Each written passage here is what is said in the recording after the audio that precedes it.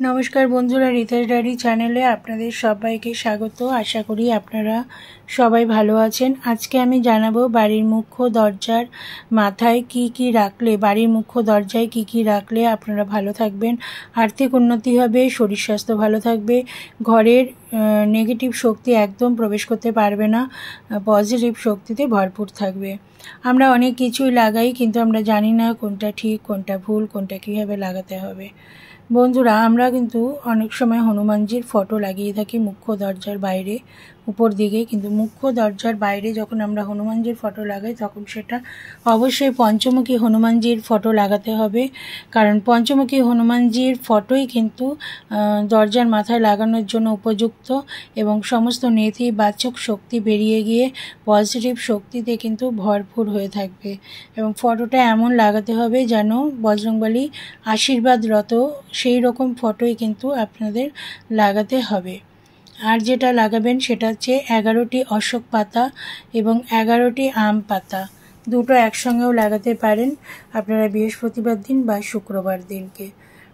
আর যেটা করতে পারেন, আপনারা স্বস্তিক চিহ্ন আঁকবেন। স্বস্তিক চিহ্ন গণেশের প্রতীক বলে মনে করা হয়, তবে স্বস্তিক চিহ্ন কিন্তু সবসময় লাল সিঁদুর দিয়ে আঁকবেন এবং সঠিকভাবে আঁকবেন। স্বস্তিক চিহ্ন যদি ভুলভাবে আঁকেন তাহলে কিন্তু সেটা খারাপ, প্রচণ্ডই খারাপ হয়, ভালো তো হয়ই না, খারাপই হয়। বজরংবলী মূর্তি যখন রাখবেন বা ফটো রাখবেন দরজার মাথার ওপরে, অবশ্যই সেই ফটো বা মূর্তিটাকে মন্দিরে পুজো করিয়ে আনবেন, বজরংবলীর মন্দিরে। এবং বজরংবলীর মন্দিরে যে সিঁদুর থাকে, সেই সিঁদুর, মেটে সিঁদুর, সেই সিঁদুর এনে চামেলির তেল দিয়ে গুলে আপনারা বজরংবলীর ছবিতে একটা ফোঁটা দিয়ে তারপর সেটা স্থাপন করুন। এবং প্রত্যেক শনিবার এবং মঙ্গলবার বজরংবলীকে অবশ্যই লাল ফুলের মালা দেবেন, তাহলে কিন্তু অতীব ভালো বলে মনে করা হয়। বিভিন্ন রকম নেগেটিভ শক্তি দূর হয়ে যাবে, আপনাদের অর্থনৈতিক উন্নতি হবে, বাধা বিপত্তি কাটবে। অনেকেই আছেন সব কাজে বাধা, সেই বাধা আপনাদের একেবারেই থাকবে না, বাধা সরে যাবে। ছেলে মেয়েদের পড়াশোনার ক্ষেত্রেও কিন্তু ভীষণভাবে ভালো ফল দেবে। অশোক গাছের পাতা লাগালে শোক তাপ সব কিছু কিন্তু দূর হয়ে যাবে। আর যেটা আপনারা করতে পারেন, যে দেবদেবীর ছবি বাইরে না লাগিয়ে আপনারা বিভিন্ন রকম সাইন যেগুলো আছে, চিহ্ন, সেগুলো আপনারা লাগাতে পারেন। যেমন ওং চিহ্ন, স্বস্তিক চিহ্ন, শৃং, এগুলো আপনারা লাগাতে পারেন। মা লক্ষ্মীর পা, এগুলো আপনারা দরজার বাইরে আঁকতে পারেন বা লাগাতে পারেন, যেগুলো স্টিকার পাওয়া যায়। আর বজরংবলী যদি ফটো মূর্তি নাও পারেন তাহলে আপনারা বজরংবলী স্টিকারও লাগাতে পারেন।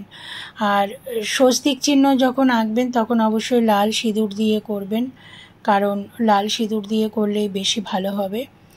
আর যেটা দরজার দুপাশে লাগাবেন, এবং দুপাশে লাগানোর পর নিচে শুভ লাভ কথাটা লিখে দেবেন। মা লক্ষ্মী চিরস্থায়ী হবেন, তাহলে মা লক্ষ্মী কখনো আপনাদের ঘর ছেড়ে বেরোবে না, কারণ মা লক্ষ্মী হলো চঞ্চলা। ঘরের মেন দরজা যদি ঠিকঠাক না থাকে তাহলে কিন্তু নেগেটিভ শক্তিতে এতটাই ভরপুর হয়ে যায় যে মা লক্ষ্মী ঘর ছেড়ে বেরিয়ে যান। সেই জন্য দেবদেবীর মূর্তির পরিবর্তে আপনারা এই চিহ্নগুলো অবশ্যই আঁকতে পারেন, ভীষণভাবে নেগেটিভ শক্তিকে দূর করে দেবে। আর যেটা করতে পারেন, ত্রিশূল স্টিকার লাগাতে পারেন। ত্রিশূলও ভীষণ ভালো নেগেটিভ শক্তিকে দূর করে দেয়। আর বিভিন্ন সবুজ গাছপালা লাগান বাড়ির সামনে, যতটা পারবেন। ছোট ছোট গাছ হলেও অন্তত একটা দুটো হলেও আপনারা টবে লাগাতে পারেন। আর মেন দরজা সবসময় পরিষ্কার পরিচ্ছন্ন রাখবেন, ঝকঝকে তকতকে রাখবেন। কোথাও যেন এতটুকু ধুলো বালি না থাকে। প্রতিদিন না পারেন সপ্তাহে অন্তত 2-3 দিন মেন দরজা সবসময়ের জন্য পরিষ্কার রাখুন। মেন দরজাই কিন্তু মূল, কারণ এই দরজা দিয়ে শুধু মানুষ প্রবেশ করে তা নয়, এই দিয়ে অনেক কিছু নেগেটিভ শক্তি কিন্তু প্রবেশ করে যায়। সেই জন্য মেন দরজা পরিষ্কার পরিচ্ছন্ন রাখুন। মেন দরজার সামনে কখনোই ল্যাম্পপোস্ট লাগাবেন না বা কাউকে লাগাতে দেবেন না। ল্যাম্পপোস্ট থাকলে কিন্তু ভীষণ নেগেটিভ প্রভাব দেয়।